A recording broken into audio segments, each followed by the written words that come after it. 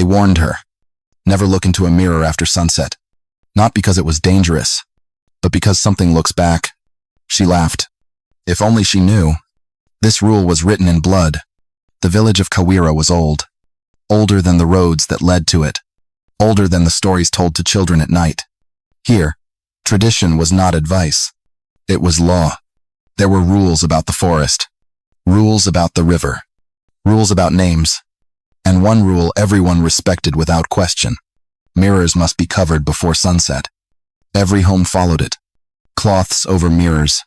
Polished metal turned toward the wall. Water bowls emptied. No one explained why. Children were taught early. Some reflections are not yours. Her name was Amara. She was young, curious, and tired of rules no one could explain. Amara had lived in the city before.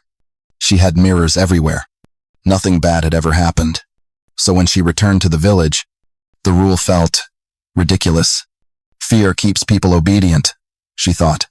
That evening, as the sun sank and shadows stretched across the walls, Amara noticed something. Her mirror was still uncovered.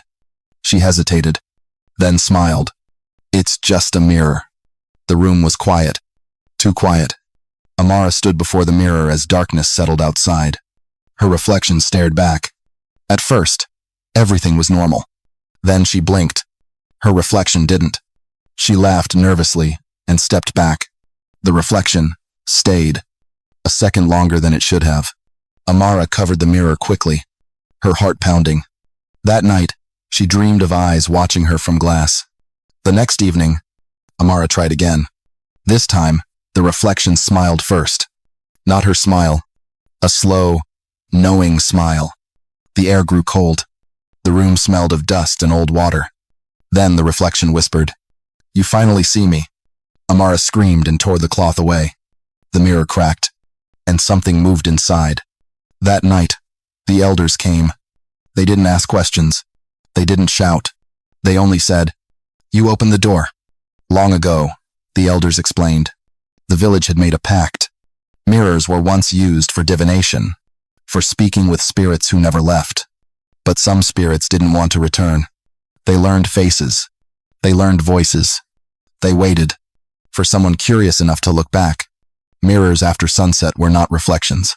They were invitations, and Amara had accepted. By morning, her mirror was empty. So was her bed. Only the glass remained, smiling. Even today, in Kawira, mirrors are covered before sunset, not out of fear, but out of respect, because some traditions are not meant to be understood, only obeyed. Some stories were never meant to be told. Subscribe to the Forbidden Tales, new forbidden stories from cultures around the world. And remember, never trust what looks back at you.